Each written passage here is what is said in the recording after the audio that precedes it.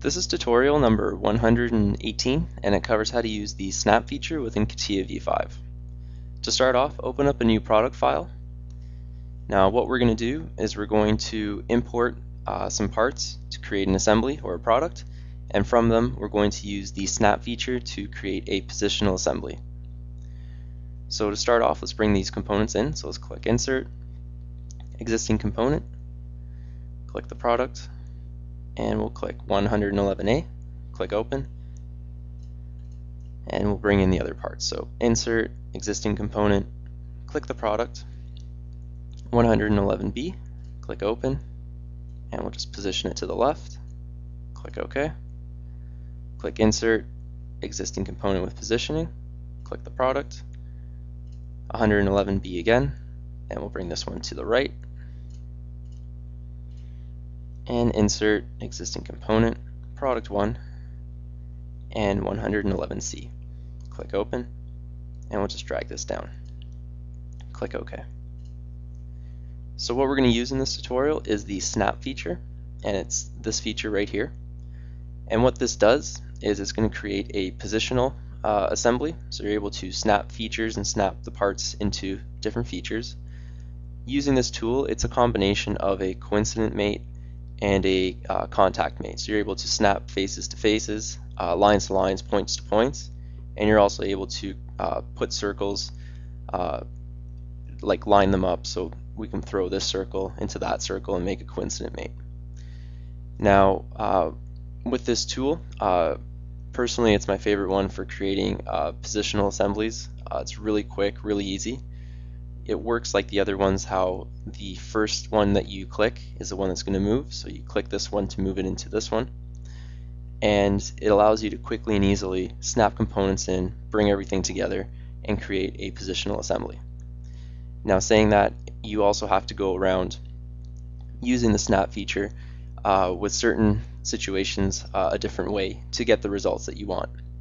So what we're going to do in this tutorial is these parts, we're going to bring them all into this part here, just like we did in another tutorial, but we're also going to line them all up onto these surfaces here.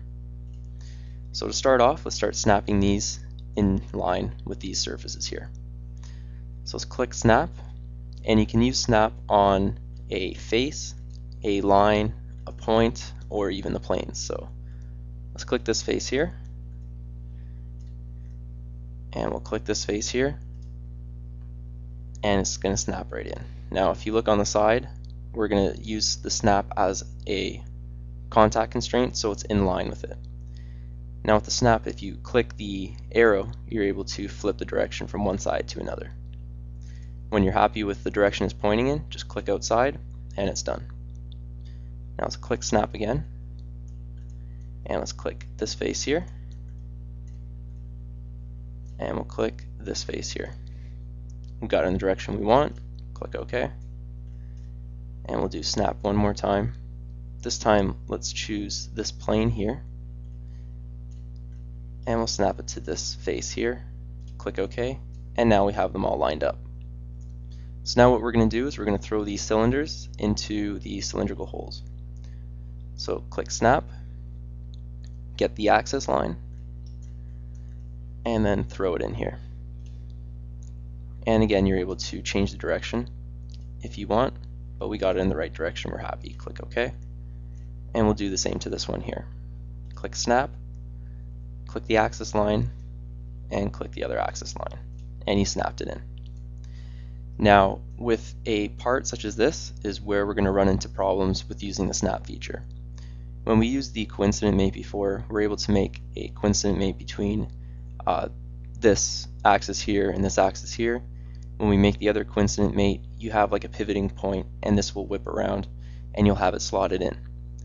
Now I'm going to try to do the same thing using the snap feature, but you're going to see that we don't get the result we want. So let's click Snap. We'll get this axis here, and we'll click this axis here, click OK. Now let's try to whip this guy into that position there. So let's click Snap, click this face here, click this face here, and you'll see that we don't get the result we want. With the positional assembly using the snap feature, it's just going to snap it into place, and as you see on the side, there isn't any constraints or anything showing you that it's still there, that there's still like a constraint to say that this axis has to be touching that axis. So it's just going to move around. After you move it once, there's no history really behind it, so it doesn't have any driving characteristics. So to do this feature and to get it into the position we want, we're going to have to do it a different way. What we're going to have to do, we've already got it lined up along this plane here. What we're going to have to do now is click this face and this face to get it going horizontally, the correct direction. So let's do that. Click snap, click this face here, and we'll click this face here. Now it's in the wrong direction, so we'll click flip, and now we have it where we want it. Click OK, and let's just snap it and bring it over a little bit more. So we'll click this face here, and we'll zoom in, and we'll click this face here, click OK, and now we've got it snapped in. So now we have all of our parts snapped in just the way we want. If you look at it in a wireframe view, you can see that they are all looking the same, all lined up nicely at the edges, all snapped in there. So using the snapping tool, it's really easy as it kind of combines the coincident and contact constraint. For positioning, it's my favorite one. I'm able just to throw everything in, snap everything together, and it looks really good. Now the only problem, like I showed you, is that with some components you're going to have to insert them differently than you would using the constraints. So it's just a little bit of problem solving when you're putting them in. You're going to have to just kind of figure it out and create a procedure to throw in an object such as this to snap it in the way you want it to be snapped in. So it just takes a little bit to get used to it, but at the end this is a very, very powerful tool, and it's the best tool in my personal opinion, and how I create my assemblies in CATIA to create a positional assembly. So the more you play with it, the more happy you're going to get, and you'll see the great benefits of using the snapping tool to create positional assemblies within CATIA v5. And that concludes our tutorial on the snap feature within CATIA v5.